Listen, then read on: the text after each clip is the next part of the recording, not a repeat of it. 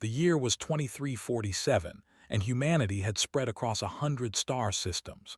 They had built cities on distant moons, carved homes into asteroids, and learned to call the cold void of space their new frontier. But among the 12 species of the galactic conquered, humans were still considered children. Clever children, yes. Brave children, certainly. But children nonetheless. Admiral stood on the bridge of the Vigilant, watching her tactical display fill with red icons. Each icon was an enemy ship. Each ship carried enough firepower to destroy a small city, and there were over 400 of them pouring through the transit corridor like angry wasps from a broken nest. The Dominion had come for blood. "Admiral, we count 412 hostile vessels," her sensor officer reported. His voice was steady but could see his hands shaking. 37 capital ships, the rest are cruisers and destroyers. Looked at her own fleet. 32 cruisers, 18 destroyers, a handful of support vessels. They were outnumbered almost 8 to 1, and the ships were bigger, stronger, and carried weapons that could punch through human shields like paper. "Conquered reinforcements?" she asked, already knowing the answer. 3 days out, Admiral. The fleet is closest, but Ambassador says they cannot arrive sooner. 3 days, they would all be dead in 3 hours. They had planned this attack perfectly. They had waited until the Conquered's main fleets were scattered across the galaxy, responding to false alarms and manufactured crises. Then they had struck its gate, the transit corridor that connected human space to the rest of the Conquered. If they took this system, they would cut humanity off from its allies, and then they would begin the slaughter. Understood why they had chosen humans as their first target. Every species in the galaxy knew that humans were the weakest members of the Conquered. They had only been spacefaring for 3 centuries. They had sailed between stars for 50,000 years. The crystalline had existed before Earth's dinosaurs walked. Compared to such ancient powers, humans were infants learning to crawl. They believed that crushing humanity would be easy. A quick victory to prove the Conquered was weak. A demonstration that the old alliances could not protect their members. Looking at the wall of red icons on her display, feared they might be right. "All ships, this is Admiral." Her voice was calm and clear across the fleet communication channel. "We cannot win this battle. We all know that. But behind us are 3 million civilians on station and another 2 million on evacuation transports. Every minute we hold this line is another minute for them to escape. Every ship we destroy is one less ship hunting our families." She paused, letting her words sink in. "I will not order you to die, but I am asking you to fight. Fight for time. Fight for our people. Fight so that humanity remembers we did not go quietly into the dark." Across 32 cruisers and 18 destroyers, men and women checked their weapons, said quiet prayers, and prepared to face impossible odds. Some were crying. Some were laughing. All of them were afraid. But not one ship broke formation. The fleet advanced. The battle began with fire and thunder. Human ships launched missiles in desperate waves, filling the void with explosions that bloomed like deadly flowers. Weapons answered with beams of superheated plasma that carved through armor and hull and flesh. The Resolute was the first to die. A capital ship caught her with 3 plasma lances simultaneously, and she broke apart in a silent scream of venting atmosphere and tumbling debris. Her crew of 800 souls vanished in an instant. Then the Defiance fell, then the Horizon, then the Steadfast. Watched her fleet die around her, ship by ship, icon by icon. Each lost vessel was 1,000 lives. Each explosion was 1,000 families who would never see their loved ones again.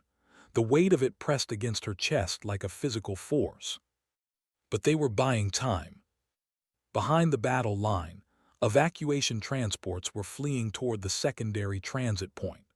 Civilian ships packed with crying children and terrified parents were running for safety, while soldiers died to give them a chance. "Admiral," her communications officer shouted. Station reports 70% evacuation complete. They need 20 more minutes. 20 minutes, looked at her fleet. She had 11 ships left. The had barely lost 40. Then we give them 20 minutes, she said simply. The Vigilant shuddered as a plasma beam grazed her port side. Warning lights filled the bridge with angry red illumination. Damage reports flooded in from every section. Forward shields failing, someone reported. Engine 3 is offline. Hull breach on deck 7, emergency bulkheads holding. Gripped her command chair and watched another human ship explode on her display. The Courage, 400 crew, gone. The commander, Lord Admiral Rand, sent a message on the open channel. His voice was deep and cruel, translated by the universal systems into cold, mechanical English. Humans, you fight bravely for insects. Surrender now, and I will grant your civilians a quick death. Continue this foolishness, and I will let my crews take their time with your survivors. Did not respond. There was nothing to say to such evil. 8 ships left, 15 minutes needed. Admiral, her first officer said quietly, standing beside her chair. You know what we have to do. She knew she had hoped to avoid it, had prayed that reinforcements would arrive, that some miracle would save them. But there were no miracles today, only duty. Open a secure channel to Earth Command, ordered. Priority Alpha, authorization code 77 Black. The communication was instant, bouncing through quantum relays that ignored the normal rules of space and time. A face appeared on her private screen. Admiral, commander of Earth's Defense Forces. He looked old and tired and afraid. He said, how bad? We have minutes, not hours. They will break through. They will reach the colonies. Closed his eyes. When he opened them again, there were tears on his cheeks. You're sure? There is no other choice. For a long moment was silent. The weight of history pressed down on both of them. What he was about to authorize would change everything, would reveal a secret that humanity had kept for 60 years, would show the galaxy what humans truly were. Authorization granted, whispered, God forgive us. Ended the communication and looked out at the battle. 5 ships left now. The Vigilant was burning in 3 places. Around her, the fleet closed in for the kill, confident and cruel and utterly unaware of what was coming.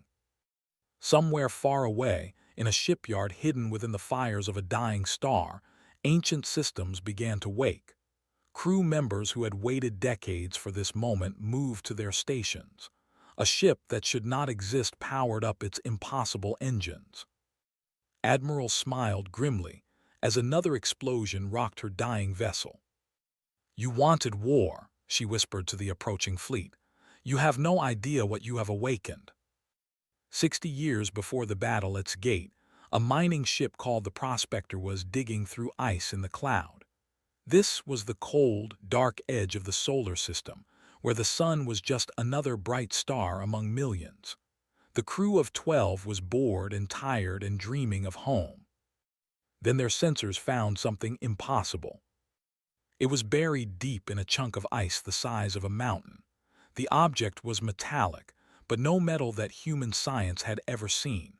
It was old, so old that the ice around it had formed when Earth was still a ball of molten rock. Whatever this thing was, it had been waiting in the darkness for 4 billion years. The miners did not know what they had found. They called Earth and reported the discovery. Within a week, military ships arrived and took the ice-covered object away. The miners were paid very well and told to forget everything they had seen. Most of them did. The few who did not had accidents or disappeared. The object was a ship. Not a human ship. Not a ship built by any of the 12 conquered species. Something older.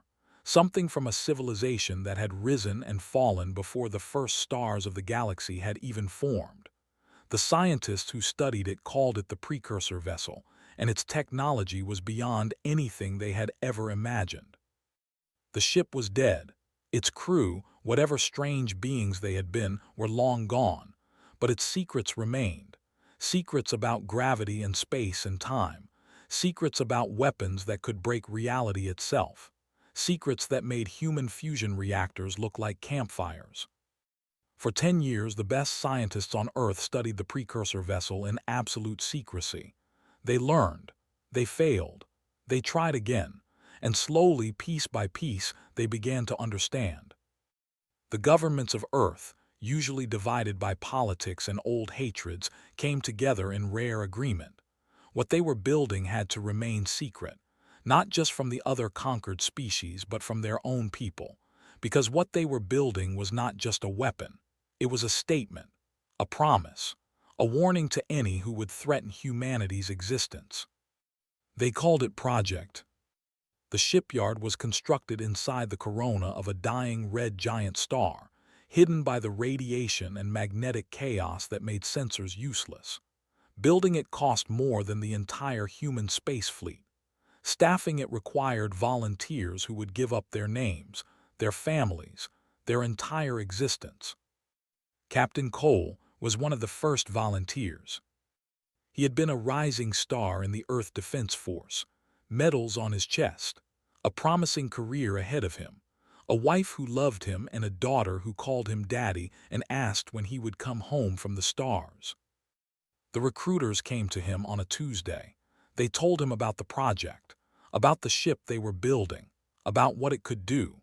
They told him that if he accepted, he would never see his family again, would never be able to explain where he had gone or why, would be officially listed as killed in a training accident. Cole asked for one night to decide. He spent that night holding his sleeping daughter, memorizing the smell of her hair and the sound of her breathing. He thought about the galaxy and its dangers. He thought about the other predator empires that circled the edges of civilized space, waiting for weakness. He thought about what would happen to his daughter if one of those empires ever decided that humans were easy prey. In the morning, he kissed his wife goodbye and walked out the door.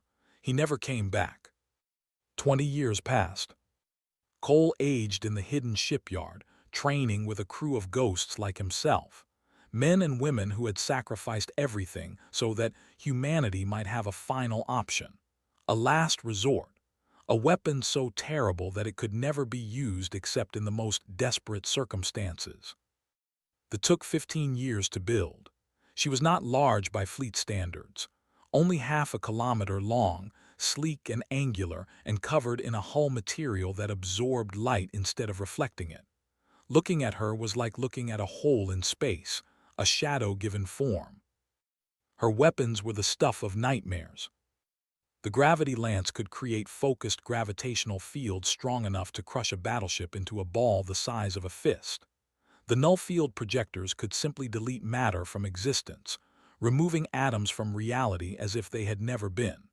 And the main weapon, which the crew called the Event Horizon, could tear holes in space-time itself, creating temporary black holes that swallowed everything within range. These were not weapons of war, they were weapons of extinction. Cole hoped every day that he would never have to use them. He kept a picture of his daughter in his quarters. She would be grown now, he knew, perhaps married, perhaps with children of her own. She probably thought her father was dead, probably visited his empty grave on holidays and birthdays, probably wondered sometimes if he had really loved her or if he had just been a coward who ran away. He could never explain, could never tell her that he was still alive, still watching over her from the shadows, could never tell her that everything he did for her and for the billions of human children like her. That was the burden of the crew, to carry a weight that no one would ever know about, to be ready to commit terrible acts so that others would never have to. Then the authorization came. Cole was in his quarters, reading an old book when the alarm sounded. Not the normal alarm that indicated a drill or a system test. The black alarm, the one that meant everything had gone wrong. He ran to the bridge, his heart pounding. His crew was already at their stations, their faces pale and determined. On the main screen, he could see the tactical report from Sgate. The human fleet being destroyed, the armada advancing, the desperate authorization code that had been sent by Admiral. "Orders, Captain," his first officer asked. Cole looked at his crew, 27 men and women who had given up everything, who had waited in darkness for 2 decades, who had prayed they would never be needed. "Power up the engines," Cole said. His voice was steady, but inside he felt like screaming. "Bring all weapons online. Calculate jump coordinates for gate." They began to wake. Systems that had slept for years hummed to life. The impossible engines, based on technology that predated the galaxy, started to bend space around the ship.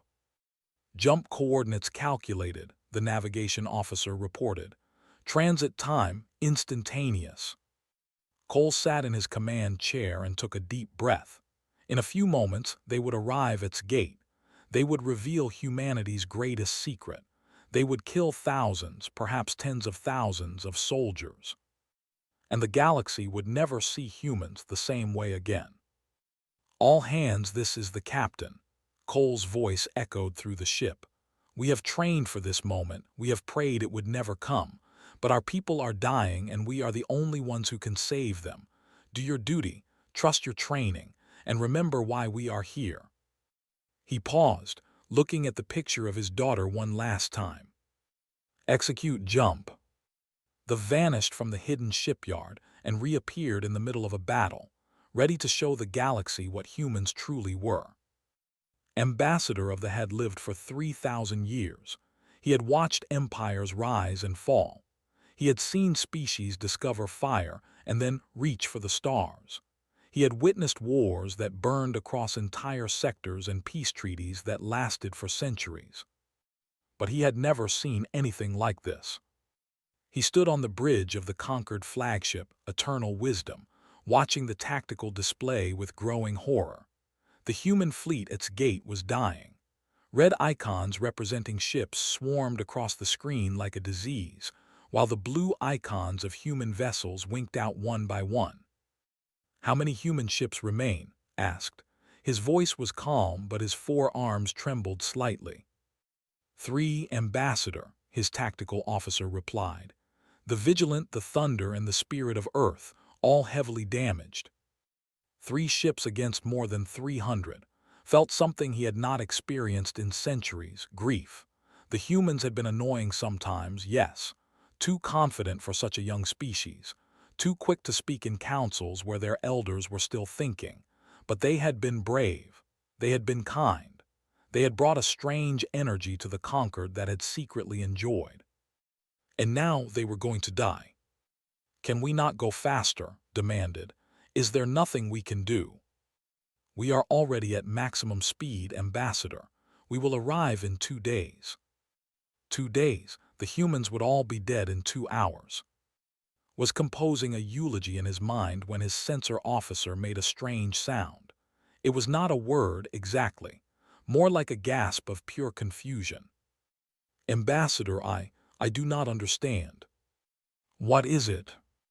"A ship has appeared, in the middle of the battle. There was no transit signature, no approach vector, it simply appeared." Moved closer to the display. He could see it now.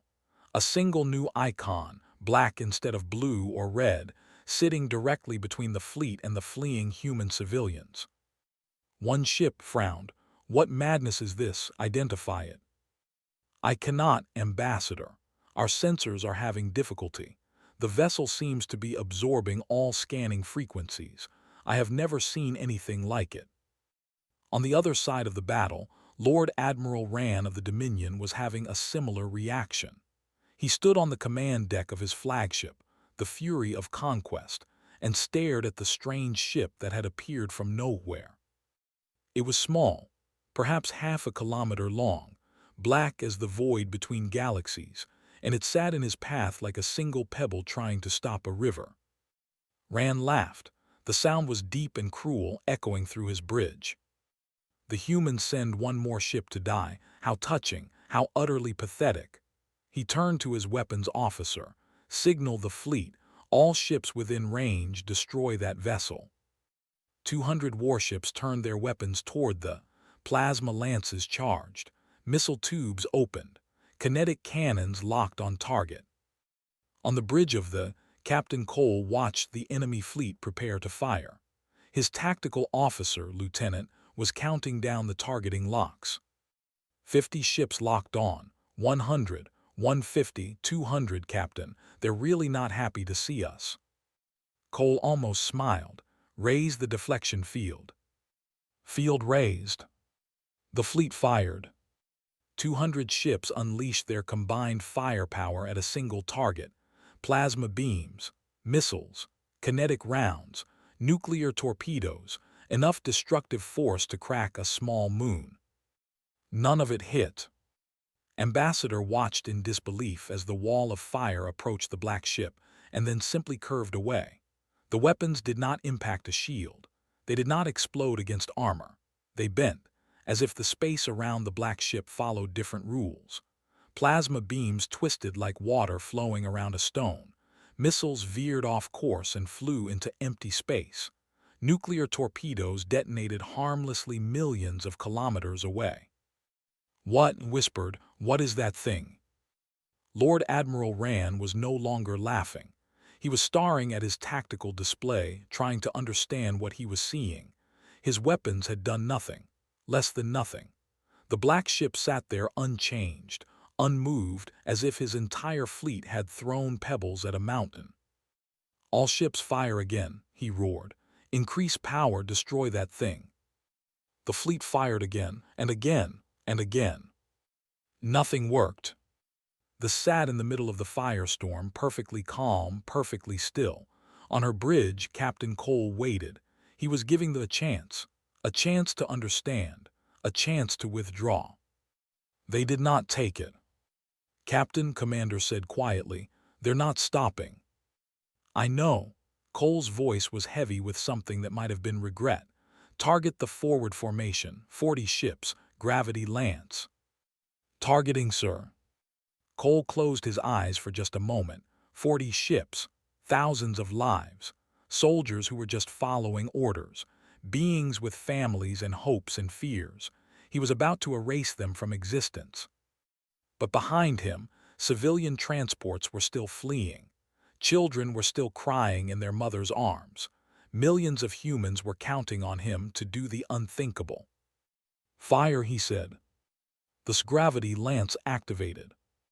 There was no beam of light, no dramatic flash, just a ripple in space, visible only on sensors that reached out toward the formation. Where it touched, ships died. The gravity field compressed them, crushed them, folded them in on themselves like paper in a fist. 40 warships, each 100s of meters long, became 40 balls of twisted metal no larger than a car. The process took less than 2 seconds. There was no time to scream, no time to flee, no time to understand what was happening. 40 ships and their entire crews simply ceased to exist as anything recognizable. Silence fell across the battlefield. Lord Admiral Rand stared at his display. Where 40 of his ships had been, there was now nothing. Not debris, not escape pods, nothing at all. "What?" his voice cracked. "What is that weapon?" No one could answer him. Ambassador gripped the railing of his bridge so hard that it bent under his fingers. In 3,000 years, he had never seen anything like this. They had weapons that could destroy cities. They had technology that could extinguish stars. But this casual erasure of matter, this was something else entirely. "The humans," he breathed, "the humans built this." On the Captain Cole watched the gap in the enemy formation. 40 ships gone, thousands dead, and he felt nothing but hollow sadness. "They're regrouping," Lieutenant reported. "The fleet is reforming." Cole nodded. He had hoped the demonstration would be enough, had hoped they would understand and retreat. But their formation was tightening, their surviving ships preparing for another assault. They were going to make him kill all of them. "Target the next formation," Cole ordered. "Null field projectors." They fired again. This time ships did not compress. They simply vanished. One moment they were there, solid and real and full of living beings. The next moment there was empty space. The null field simply removed them from existence, atom by atom, as if reality itself had decided they should not be. 30 more ships disappeared. Lord Admiral Rand screamed orders at his fleet: attack patterns, evasive maneuvers, concentrated fire. None of it mattered. The black ship moved through his armada like death itself, untouchable, unstoppable, absolute. Watched the blue icon move across his display, leaving a trail of destroyed vessels behind it. Each vanished enemy was a victory. Each death was a horror. He had wanted humanity to survive, but he had never imagined it would be like this. "Contact the Conquered Council," he ordered, his voice barely a whisper. Tell them everything has changed." The black sun had risen, and the galaxy would never be the same. What followed was not a battle, it was an execution. Captain Cole moved through the armada with the terrible patience of a surgeon cutting away diseased flesh. He did not rush. He did not show anger or excitement. He simply advanced, and everything in his path died. They tried everything. They tried concentrated fire from their remaining ships.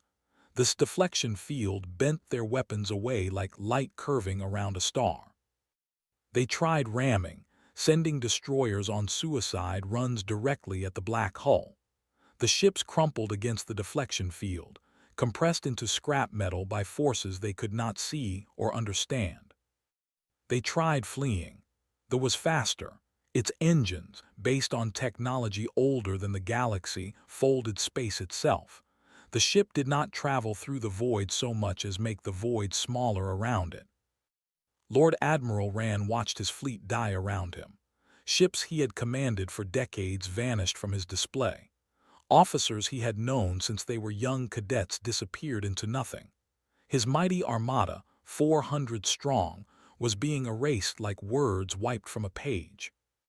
"This is impossible," he whispered. "This cannot be happening." But it was happening, and there was nothing he could do to stop it. On this bridge, Captain Cole kept his voice calm and steady as he issued targeting orders. His crew worked with quiet efficiency, their faces pale but focused. They had trained for this. They had prepared for this. But nothing could truly prepare a person for killing on this scale. 40 ships destroyed, Lieutenant reported. 80, 100. The numbers kept climbing. Commander Sarah stood beside Cole's chair, monitoring the battle and the crew's mental state. She could see the strain in their eyes. The weight of what they were doing pressed down on all of them. These were not monsters at the weapons controls. They were human beings who had signed up to protect their people, not to become angels of death. "Captain," said quietly, "some of the ships are trying to surrender." Cole looked at the display. She was right. Several vessels had stopped firing and were broadcasting on open channels, begging for mercy. "Let them go," Cole ordered immediately. "Any ship that powers down its weapons and moves to the edge of the battle zone is to be left alone. Sir, they might regroup and attack again. Then we'll deal with them then. But I will not kill beings who have surrendered. That's not who we are." The order went out. Ships that stopped fighting were allowed to retreat. Word spread through the enemy fleet and more ships began to power down their weapons. The killing slowed. But Lord Admiral Rand refused to surrender. His flagship, the Fury of Conquest, was the largest vessel in the fleet. It carried weapons that could crack a planet's crust. It had shields that could withstand a nuclear bombardment. It was the pride of the Dominion, the symbol of military might. Rand ordered it to charge directly at the. "If we are to die," he announced to his crew, "we die with honor. All power to forward weapons. Ram that cursed ship." The Fury of Conquest surged forward, its engines burning at maximum power.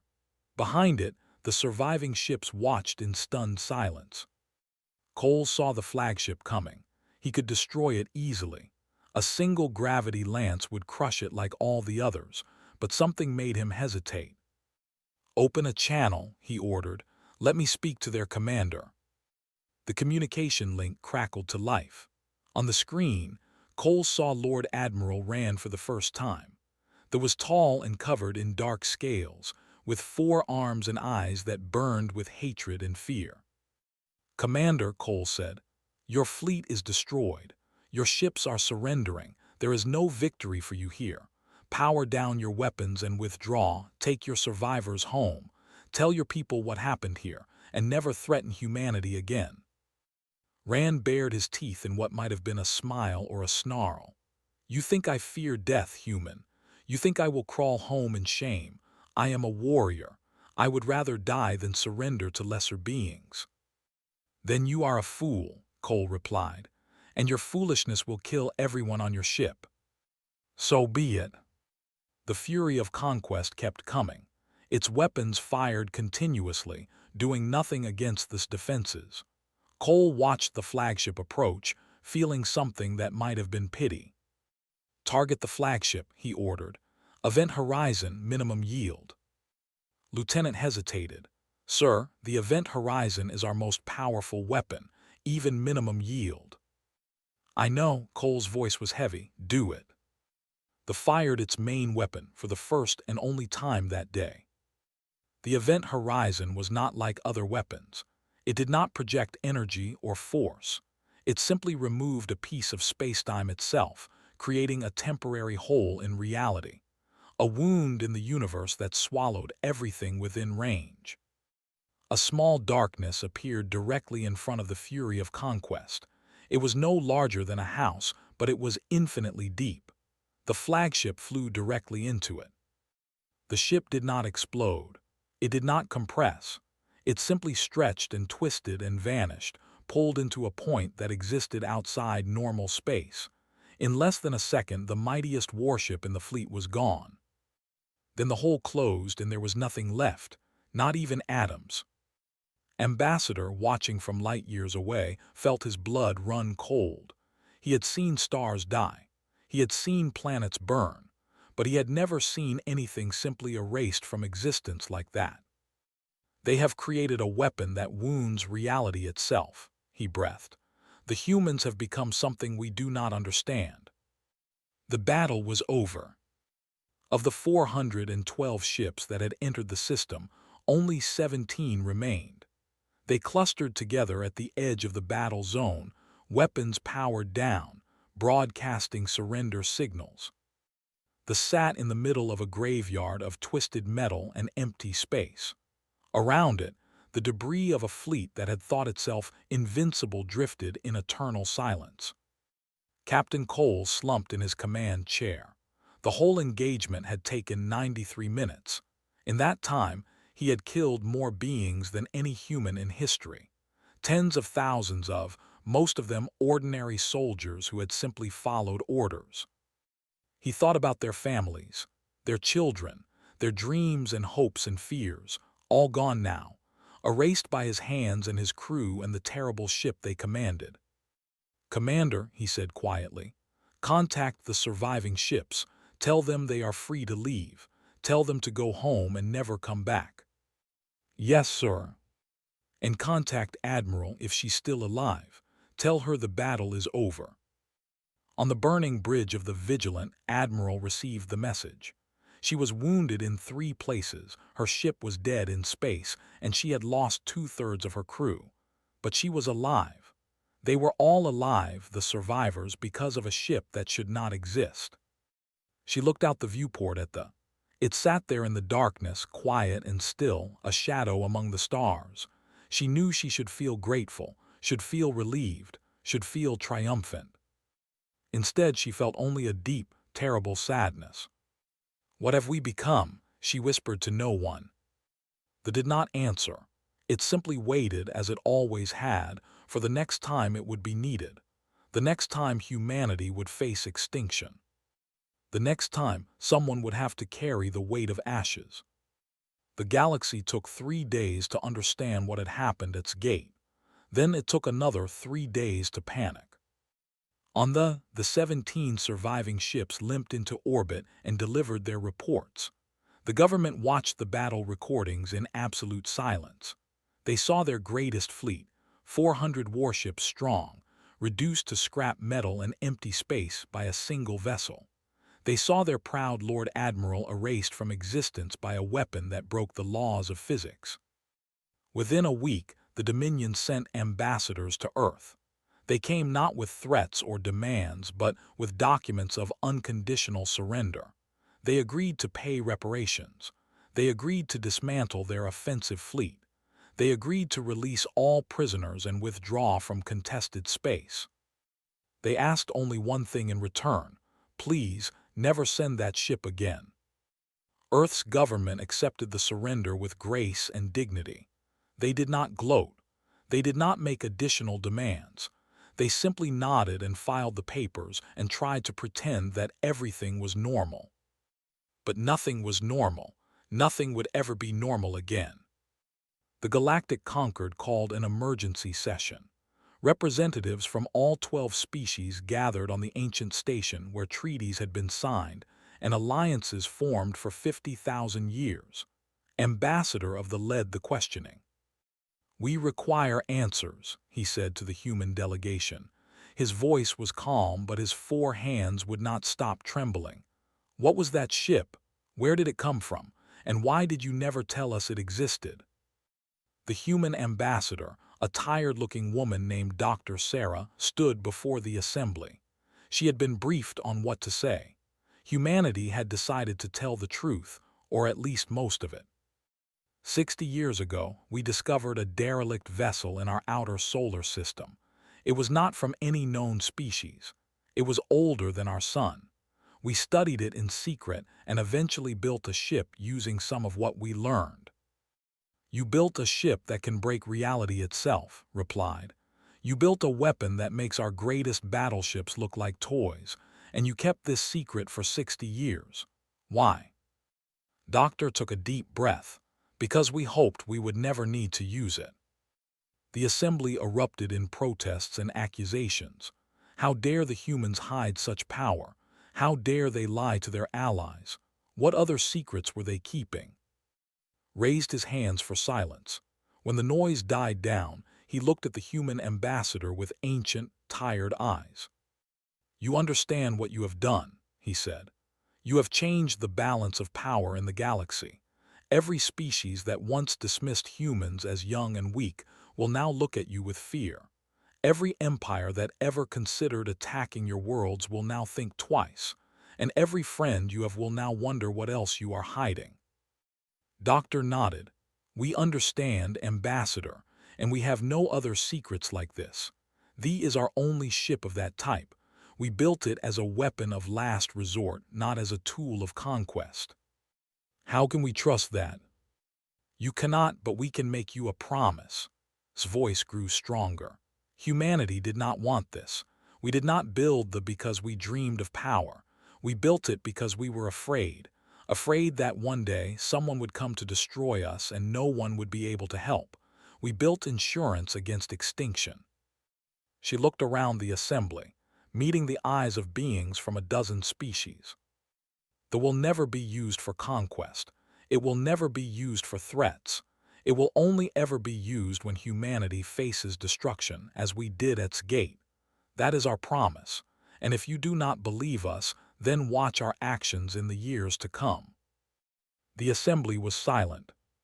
Thought about what he had seen: the black ship killing hundreds of vessels in minutes, the casual, terrible power that made ancient empires look small.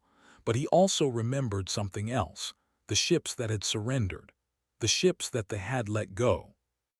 Any other power would have destroyed them all. Any other species would have used such a victory to eliminate every possible threat. But the humans had shown mercy, had allowed their enemies to retreat and survive. Perhaps, thought, the humans were exactly what they claimed to be: a young species that had built a terrible weapon not because they wanted to use it, but because they were terrified of what might happen if they did not have it. "I believe you," he said finally.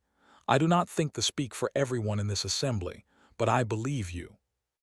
It was not much, but it was a start.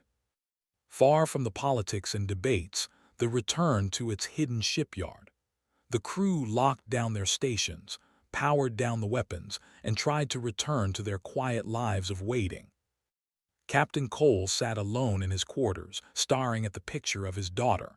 She was a woman now, he knew, probably with children of her own, probably still visiting his empty grave on holidays.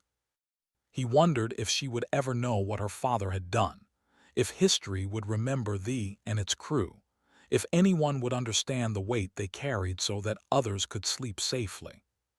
There was a knock at his door. Commander entered without waiting for permission. "You should eat something," she said. "You've been sitting here for 6 hours." "I'm not hungry." Sat down across from him. "What we did was necessary, you know that." "I know," Cole's voice was hollow.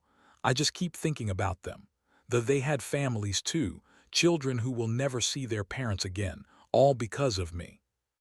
All because their leaders started a war they could not win. We did not choose this fight. They did." "Does that make it better?" Was quiet for a long moment. "No," she admitted.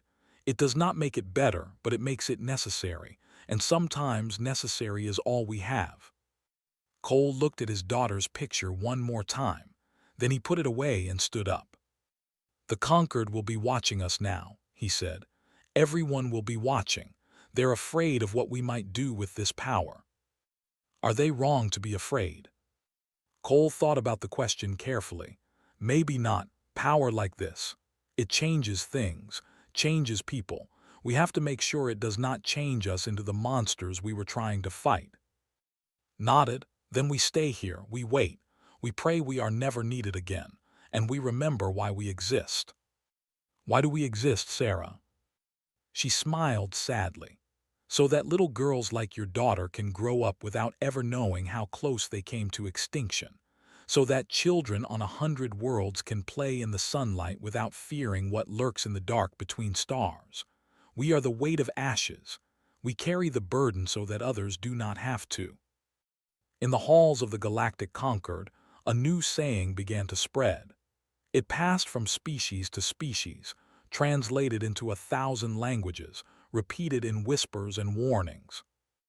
"Do not mistake human kindness for human weakness. They built thee and kept it hidden for 60 years not because they wanted to use it, but because they hoped they never would have to. They are not conquerors or tyrants. They are simply people who love their children very much and will do anything to keep them safe." And then, the part that made ancient empires nervous and aggressive powers reconsider their ambitions. "Pray that you never give them a reason to build another." On 100 human worlds, children grew up in safety. They played games and dreamed dreams and never knew about the black ship or its crew of ghosts. They never knew how close they had come to losing everything. And that was exactly how Captain Cole wanted it. He looked out the viewport at the dying star that hid their shipyard. Somewhere out there, his daughter was living her life, raising her children, carrying on without him. "Stay safe," he whispered to the distant light. "Stay happy, and never ever learn what I did to keep you that way."